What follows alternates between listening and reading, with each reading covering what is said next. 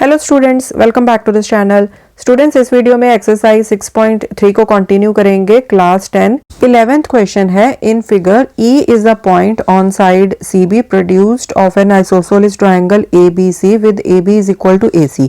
सो यहाँ पर देखो ABC एक आइसोसेलेस ट्रायंगल है जिसमें AB AC के इक्वल है एंड ये जो साइड है CB इसको प्रोड्यूस किया गया है पॉइंट E तक। If AD is perpendicular to BC, so यहाँ पर जो AD है वो BC के ऊपर परपेंडिकुलर है, मतलब ये दोनों एंगल्स 90 डिग्री के हैं जो D पर बनेंगे। Okay, EF is perpendicular to AC and ये जो EF है ये AC के ऊपर परपेंडिकुलर है, मतलब यहाँ पर ये दोनों एंगल्स 90 डिग्री के होंगे। Prove that triangle ABD is similar to triangle ECF। Okay, तो इस क्वेश्चन को स्टार्ट करते हैं करना। अब पहले तो हम यही लिखते हैं कि ये जो आइसोसेलेस ट्रायंगल है ABC, उसमें हमें गिवन है कि AB is equal to AC है। सो देयरफॉर अब हमें पता है ना कि आइसोसेलेस ट्रायंगल में जो इक्वल साइड्स होती हैं उनके जो ऑपोजिट वाले एंगल होते हैं, मतलब angle B and angle C, ये आपस में क्या होंगे? इक्वल, बिकॉज ये क्या है? Angles opposite to the equal sides. ठीक है, so we will write angle B is equal to angle C. Reason, angles opposite to equal sides. Okay, so इस चीज का हम यूज करेंगे आगे, इसलिए हमने ये चीज यहाँ पर मेंशन की है। सो अब हमने जिन ट्रायंगल्स को सिमिलर प्रूव करना है उसके लिए मैंने यहाँ पर लिख लिया in triangle ABD and triangle ECF। अब देखो इन दोनों में ये वाले एंगल्स जो हैं वो 90 डिग्री के हैं क्योंकि ये परपेंडिकुलर्स दिए हैं, राइट, यहाँ पर एंड यहाँ पर। तो पहले तो ये लिख लेंगे। So angle ADB is equal to angle EFC। Reason, both 90 degree. अब आगे हम क्या कर सकते हैं? हमें पता है कि एंगल B एंगल C के इक्वल है। ठीक है, रीजन हमने यहाँ पर मेंशन किया हुआ है। अब जो एंगल B है वो किस ट्रायंगल में आता है? ट्रायंगल ABD में, एंड एंगल C किस ट्रायंगल में आता है? ECF में। तो ये दोनों आपस में इक्वल हो जाएंगे। So we will write angle ABD is equal to angle ECF। यहां पर हम लिख देंगे प्रूव्ड अबव।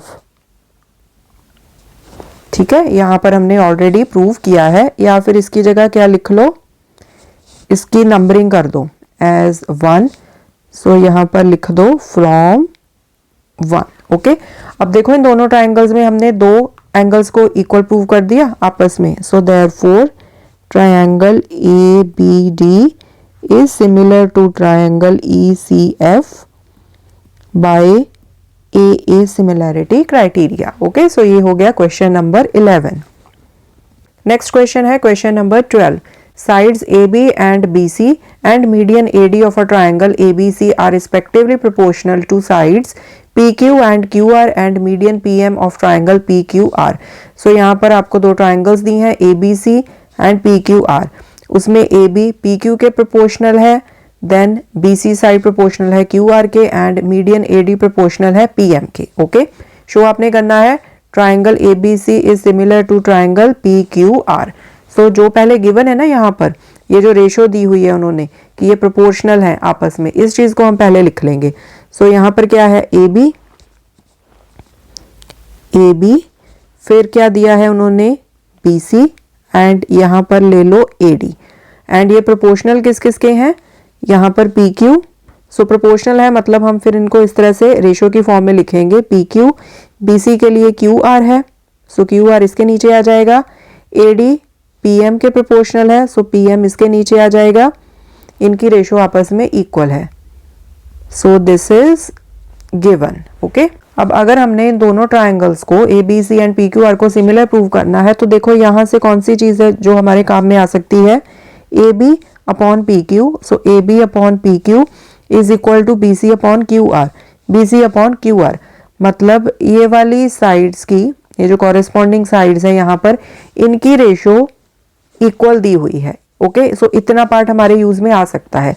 अगर हम किसी तरह से ये प्रूव कर दें कि एंगल B एंगल Q के इक्वल है, तो by SAS similarity criteria we can say कि दीज टू ट्राइंगल्स, ये जो बड़ी वाली ट्राइंगल्स हैं ABC एंड PQR, ये आपस में सिमिलर हैं, ठीक है। क्योंकि SAS का क्या मतलब है कि एंगल एंगल के इक्वल है एंड एंगल को इंक्लूड करने वाली जो साइड्स हैं यहाँ पर उनकी रेशो यहाँ आपस में इक्वल गिवन दे रखी है। ओके, सो इसी वे से हम इस क्वेश्चन को सॉल्व करेंगे। सो सबसे पहला काम हमने क्या करना है कि समहाउ हमने एंगल B को एंगल Q के इक्वल प्रूव कर देना है। ओके, एंड ये जो रेशो है AB upon PQ is equal to BC upon QR, ये तो हमें दे रखी है। ओके, अब अगर आप ना इन छोटी ट्राइंगल्स को देखो ABD एंड PQM, अब इसमें भी क्या आएगा AB upon PQ is equal to AD upon PM। So इतना तो दे रखा है आपको इन छोटी ट्राइंगल्स में, ये वाली में एंड ये वाली में, कि ये रेशो आपस में इक्वल है। अगर हम BD अपॉन QM इसको भी इक्वल प्रूव कर दें इनके, तो SSS कॉन्ग्रुएंस क्राइटेरिया से हम इन दोनों ट्राइंगल्स को सिमिलर प्रूव कर सकते हैं।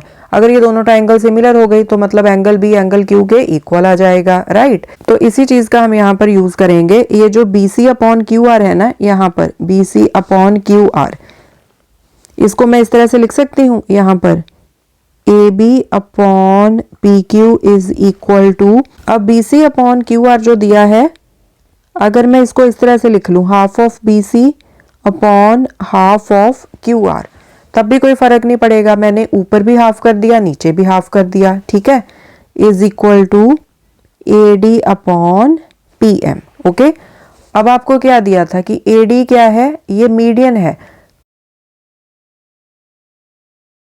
अब नेक्स्ट स्टेप में हमने क्या करना है, यहाँ पर देखो हाफ ऑफ BC का क्या मतलब है, हाफ ऑफ BC का मतलब है BD। क्यों?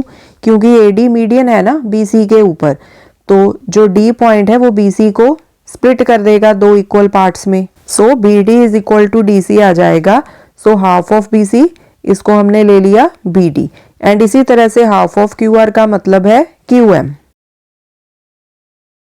एंड बाकी का इसी तरह से लिख लो AD अपॉन PM। अब अगर हम ये वाली छोटी ट्राइंगल्स ले लें, यहाँ पर ये वाली एंड यहाँ पर ये वाली ट्राइंगल्स, इनके लिए लिखते हैं हम, आपको समझ में आ जाएगा।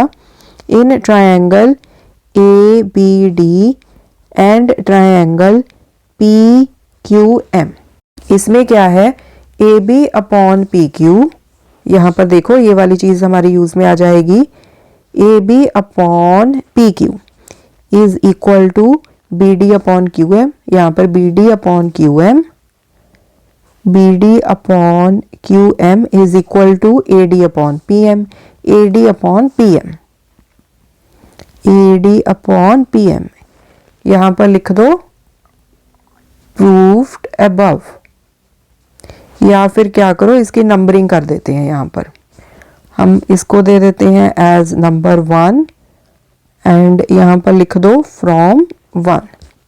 So therefore triangle ABD is similar to triangle PQM by SSS similarity criteria।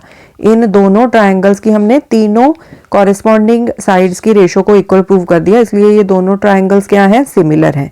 Okay, अगर सिमिलर हैं so therefore angle B is equal to angle Q।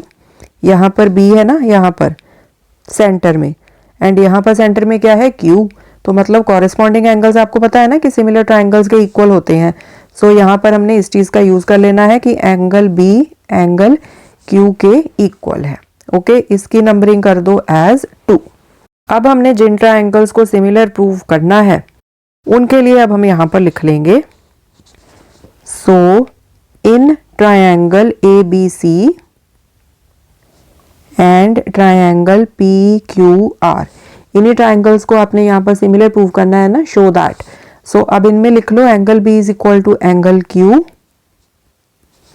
Reason लिख लो फ्रॉम 2, इसकी नंबरिंग कर दी थी ना हमने यहाँ पर, उसको यूज कर लो फ्रॉम 2, एंड ऑल्सो यहाँ पर देखो स्टार्टिंग में ही जो रेशो दी थी उसका यूज कर लेते हैं, AB upon PQ is equal to BC upon QR। So AB upon PQ, AB upon PQ is equal to BC upon QR, BC upon QR, ये हमें क्वेश्चन में गिवन था।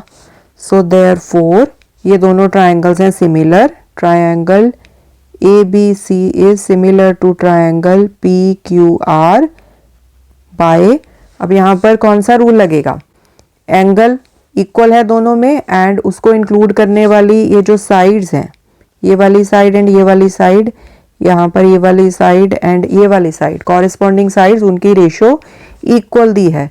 सो by SAS similarity criteria, so angle को include करने वाली जो sides होती हैं उनकी जो रेशो है वो यहाँ पर इक्वल गिवन है आपको, एंड एंगल आपने इक्वल प्रूव कर दिया, बीच वाला बी एंगल क्यू एंगल के इक्वल प्रूव कर दिया। So by SAS similarity criteria. Okay, so इस तरह से आपका क्वेश्चन नंबर 12 भी हो जाता है कंप्लीट। 13th क्वेश्चन है, D is a point on the side BC of a triangle ABC such that angle ADC is equal to angle BAC. Show that CA square is equal to CB into CD. So यहाँ पर इस question में diagram नहीं दी है आपको, तो diagram आपने खुद से बनानी है। एक आप ट्राइंगल बना लो ABC, उसके बाद BC के ऊपर इस तरह से एक पॉइंट D बनेगा, A को आपने D के साथ ज्वाइन कर देना है।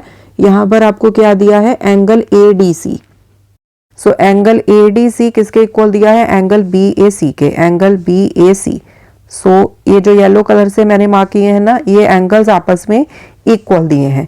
सो आपने शो क्या करना है, CA का स्क्वायर मतलब इस साइड का square is equal to CB into CD। Okay, so CA हमें 2 बार चाहिए, सो दैट मीन्स हमने कोई ऐसी ट्राइंगल्स लेनी है, कोई ऐसी 2 ट्राइंगल्स जिनमें दोनों में CA आता हो, ताकि CA का स्क्वायर बन जाए जब हम सिमिलर ट्राइंगल्स प्रूव करके उनकी साइड्स की कॉरेस्पॉन्डिंग साइड्स की रेशो लिखेंगे। ओके, सो CA कौन कौन सी ट्राइंगल्स में आएगा, एक तो आ जाएगा इस छोटी वाली ट्राइंगल में, ट्राइंगल ADC, एंड ये जो बड़ी वाली ट्राइंगल है ट्राइंगल ABC, इन दोनों में AC साइड आ जाएगी, AC या CA कुछ भी बोलो अभी के लिए।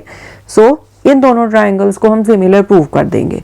सो we will write in triangle ADC and triangle BAC। अभी आपको समझ में आया ना कि मैंने ये दोनों ट्राइंगल्स क्यों ली हैं, क्योंकि दोनों में CA साइड आ जाएगी, फिर CA का स्क्वायर हमारे पास बन जाएगा। ओके, इन दोनों ट्राइंगल्स को सिमिलर प्रूव आप कैसे करोगे, ये वाला जो एंगल है एंड ये वाला एंगल ये इक्वल आपको गिवन है। सो यहाँ पर आप लिखो angle ADC is equal to angle BAC, reason given. ठीक है, अब देखो इन दोनों ही ट्राइंगल्स में ये वाला जो एंगल है एंगल C, ये कॉमन है, बड़ी वाली ट्राइंगल में भी आएगा एंड इस छोटी वाली ट्राइंगल में भी आएगा।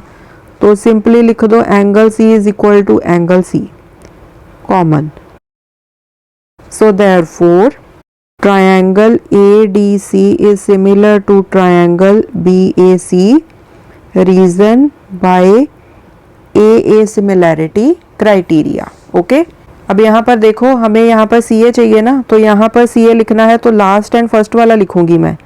सो CA अपॉन, सो यहाँ पर भी लास्ट एंड फर्स्ट वाला लेना है हमने, CB इज इक्वल टू, ये मैं कर क्या रही हूँ, कॉरेस्पॉन्डिंग साइड्स की रेशो लिख रही हूँ मैं, इज इक्वल टू यहाँ पर और क्या है CD मतलब लास्ट वाला फिर सेंटर वाला, CD अपॉन यहाँ पर भी पहले लास्ट वाला लिखेंगे फिर हम लिखेंगे सेंटर वाला CA। ठीक है, सो यहाँ पर इस तरह से लिखा ना हमने रिवर्स ऑर्डर में, C फिर D, इधर भी रिवर्स ऑर्डर में लिखेंगे C फिर A। ओके, सो यहाँ पर हमने क्या लिखा है, कॉरेस्पॉन्डिंग साइड्स की रेशो को लिखा है ना।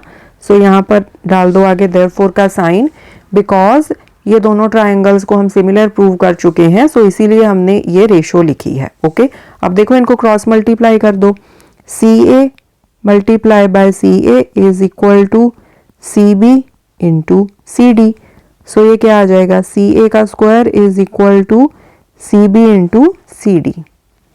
सो हैंस प्रूव्ड। ओके, सो ये हो गया आपका क्वेश्चन नंबर 13। सो इस वीडियो में बस इतना ही स्टूडेंट्स, जो बाकी के क्वेश्चंस है वो हम कवर करेंगे नेक्स्ट वीडियो में। Thanks for watching, I will see you in the next video.